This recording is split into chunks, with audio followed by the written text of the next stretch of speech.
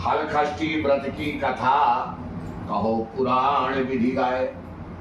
एक समय राजा युधिष्ठिर ने भगवान श्री कृष्ण से कहा, आपने संसार की भलाई के लिए अवतार धारण किया है। इस समय सुभद्रा और द्रौपदी भी अपने पुत्रों के मरने से शोकग्रस्त है। अभिमन्यु की स्त्री उत्तरा का गर्भ भी अस्वस्थामा के ब्रह्मास्त्र से जला जा रहा है। माता पिता संतान के बिना बहुत दुखी होते हैं। हे प्रभु, आप कोई ऐसा व्रत दान या कोई उपाय हो तो बताइए जिससे समस्त माता पिता संतान शोक से दुखित न हो और उनकी संतान उत्तम हो, दीर्घायु हो और स्वस्थ हो। यह सुनकर भगवान ने कहा, राजन मैं तुमको एक व्रत बताता हूं जिसको नियम पूर्वक करने से अगर गर्भ खंडित भी हो गया हो तो वह जीवन पा जाता है और संतान कोई दुखी नहीं होती।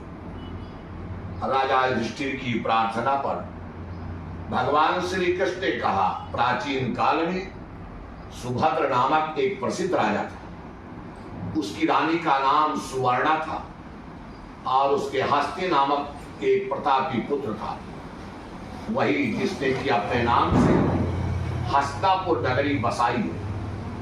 राजपुत्र एक दिन अपनी धात्री धाय के साथ गंगा स्नान करने के लिए गया। गंगा जी में जल क्रीड़ा करने लगा। इतने में एक ग्राह मगर उसको जल में खींच ले गया। धात्री से यह सुनकर रानी सुवर्णा बहुत दुखी हुई और क्रोध में उसने धात्री के पुत्र को भी धधकती हुई आग में डाल दिया। राजा और रानी भी अपने अपने प्राण त्यागने को तैयार हो गए। वह धात्री भी पुत्र शोक के कारण एक निर्जन वन में चली गई और वहां एक सुनसान मंदिर था। वहां शिव पार्वती और गणेश की पूजा करने लगी। प्रतिदिन पूजा करती थी, ध्यान करती थी। इसके बाद तृण धान और महुआ खा करके पूजा करती थी। भगवान ने कहा, हे राजन, इस प्रकार व्रत करते हुए और उस पूजन के प्रताप से भादव महीना आया तो भादव मास की षष्ठी के दिन नगर में एक अद्भुत दर्शन हुआ।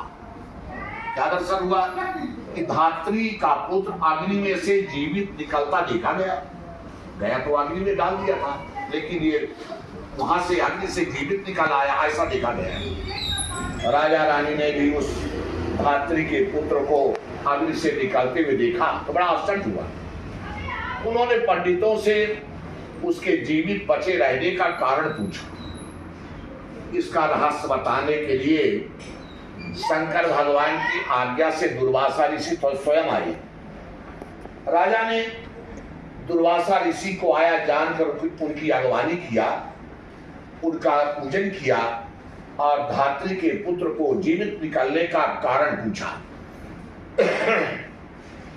दुर्वासा ऋषि ने कहा, राजन, उस धात्री ने वन में जाकर के नियम पूर्वक भक्ति भाव के साथ भगवान शंकर, स्वामी कार्तिक, पार्वती और गणेश जी का ध्यान, पूजन, स्मरण, श्रद्धा सहित करके और नियम पूर्वक व्रत किया।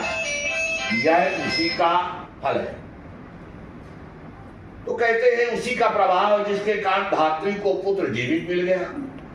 अतः आप भी वहां जाकर यह धार्मिक काम करें। कृष्ण भगवान ने राजा युधिष्ठिर से कहा, राजन, राजा और रानी ने दुर्वासा ऋषि को तो विदा कर दिया।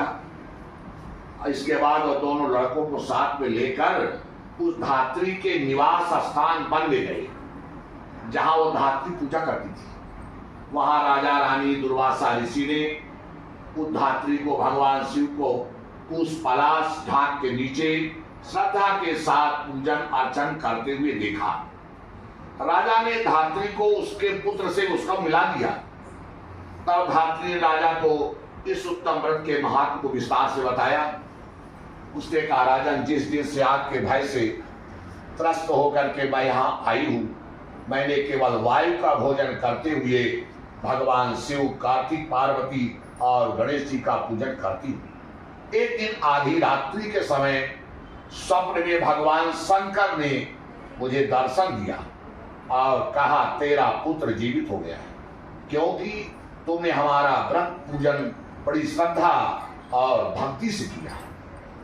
यदि तुम्हारी रानी भी इस व्रत को विधि पूर्वक करे तो उसका भी पुत्र जीवित मिल जाएगा और भी बहुत से पुत्र उत्पन्न होंगे।